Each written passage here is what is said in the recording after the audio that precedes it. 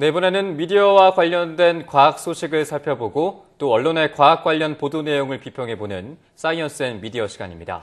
네, 성균관대학교 이경락 박사 스튜디오에 자리하셨습니다. 안녕하세요. 네, 안녕하십니까. 자, 오늘 어떤 내용 준비하셨습니까? 예. 오늘은 그 과학 논문을 보도하는 저널리즘의 보도 방식에 대해서 이야기를 해보겠습니다. 네. 이미 YTN 사이언스 채널에서도 몇 번 다룬 적이 있습니다만 이른바 만능 줄기 세포라고 불렸던 그 스텝 세포 관련된 그 네이처지 논문이 결국 철회가 되었습니다. 네.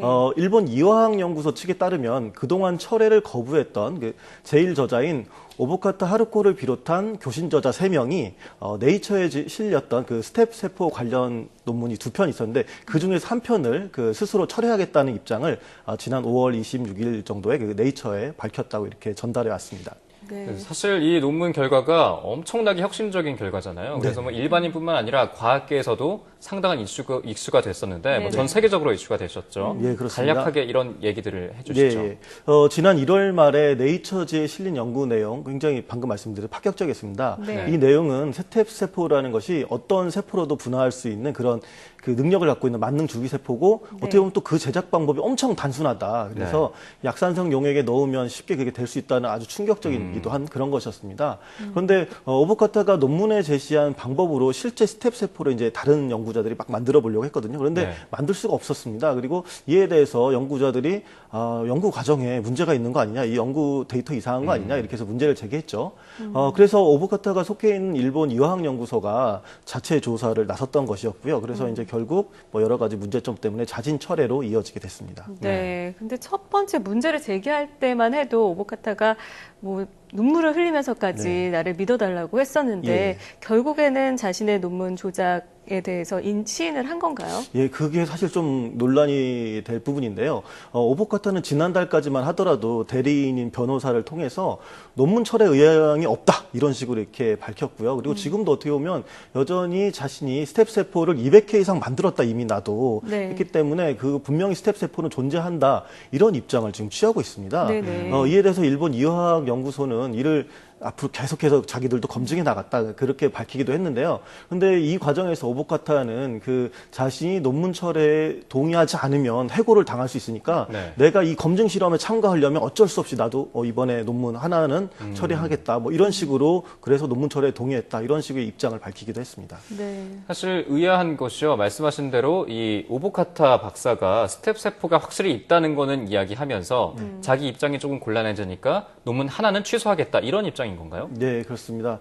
어떻게 보면 그 오부카타 입장을 보면 연구 성과, 그동안에 이제 연구 성과가 있었다고 이제 계속 자기는 믿어왔던 셈이죠. 그래서 논문 철회를 반대했던 또 다른 사람들도 있습니다. 그래서 공동 저자인 찰스 버켄티 미국 하버드대 교수 같은 경우에도 그동안에 이제 오부카타를 지지해왔는데 이번에 논문 철회에 동의하면서 네이처에 실린 논문 2편 중에 한 편은 철회가 된 그런 상황입니다. 문제는 앞으로 진행될 검증 실험과 관련된 그런 부분인데요. 이와 관련해서 실제로 스텝 세포가 존재하는지 이제 밝히기 위해서 그 백지 상태에서 스텝 세포를 다시 이제 오부카타 방식으로 재현해보는 그런 내부 검증 작업을 하게 될 것입니다. 그런데 어떻게 보면 과학계에서 하는 얘기는 이런 스텝 세포가 존재하지 않는다는 점, 이걸 과학적으로 규명하는 것이 어떻게 보면 더 이게 만드는 것보다도 어려울 수도 있다 이런 얘기도 있고 또 아울러 일본 이화학 연구소의 내부에 너무 되게 비밀주의로 자기들끼리만 하고 있으니까 이렇게 자체 점검을 한다고 했을 때 굉장히 느슨하게 이루어질 수도 있겠다 이런 식의 문제 제기도 나타나고 있습니다. 그렇다면 이런 과정에서 과학 저널리즘이 어떤 역할을 해줄 수 있을까요?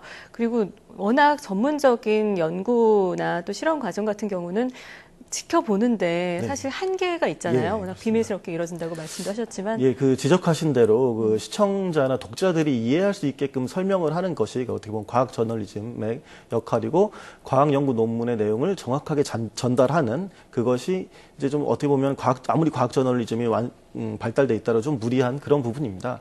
하지만 어떻게 보면 과학 저널리즘이 연구에 대한 지속적인 관심이나 해당 논문에 대한 반증적인 연구를 계속해서 보도하고 그리고 내용들을 축적하는 것 이런 것은 굉장히 중요합니다.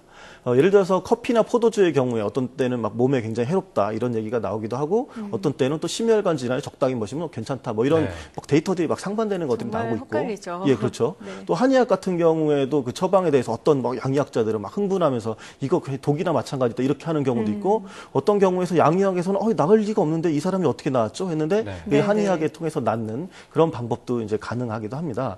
그래서 미디어 수용자 입장에서는 이런 연구들이 혼란스러울 수밖에 없는데요. 그렇죠. 이 과정에서 과학 저널리즘은 유사한 주제를 계속 축적을 해놓고 그 계속해서 검증하는 자세를 가져야 할 것이다 이렇게 보고 있습니다. 네, 그 말씀하신 대로 여러 가지 이제 유사한 주제들이 상반되는 견해가 있어서 시청자들 입장에서는 좀 혼란스러운 적이 많았는데 말씀하신 대로 축적된 자료를 좀 연구하고 또 이것을 통해서 시청자들에게 좀 올바르게 전달할 수 있는 그런 구체적인 방법들이 어떻게 있을까요? 네, 그 우선 연구 주제의 축적에 있어서는 기자 개인적인 차원과 그리고 또 과학 저널리즘의 시스템 영역으로 구분할 수 있을 것 같습니다. 즉 과학 연구를 취재하는 기자 개인이 계속해서 이제 유사한 연구 영역들에 대해서 계속 개인적으로 관심을 갖고 또 연구 변화 추이를 이제 지식인으로서 뭐 이걸 다 알고 있는 사람으로서 장기적 안목으로 지켜보고 관련 주제가 나올 때마다 뭐 기존 연구엔 이랬는데 이렇습니다라고 이렇게 좀 설명을 해서 차별점을 보도하는 것 이런 것이 있겠고요. 그리고 또 다른 방법으로는 일종의 유목화 시스템이라고 볼 수 있는데 온라인을 통해서 유사한 그 주제들의 연구 결과를 계속 이제 사이트나 이런 곳에서 축적을 하는 것입니다.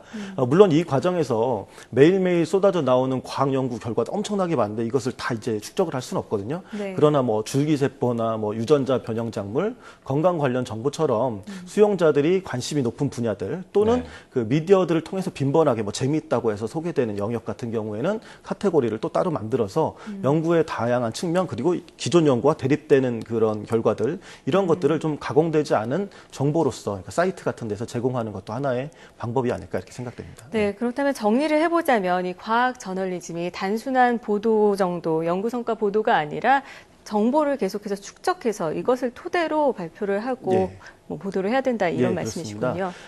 이 어려운 지금 과학 연구 성과의 경우에 대체로 보면 보도 자료를 그냥 갖다 쓰는 경우들이 많거든요. 아직도 이제 너무 어려우니까. 그리고 또 그런 문제들이 발생하고 또 한편으로는 이러한 성과들을 장기적인 관점에서 보면 개별 연구들에도 이게 장점과 또 한계들이 굉장히 많습니다. 그래서 과학 저널리즘은 단순하게 객관적인 정보를 전달하는 것에서 벗어나서 축적된 정보를 가공해서 전달할 필요가 있습니다. 또 아울러서 많은 연구들이 어디서 또 지원을 받느냐에 따라서 막 결과가 상반되기도 하거든요. 그래서 그런 경향이 있기 때문에 이러한 연구의 이면들, 뭐 누가 돈을 지원했는지 이런 것까지도 좀 관심을 두고 감시를 해야 되지 않나 이렇게 생각됩니다.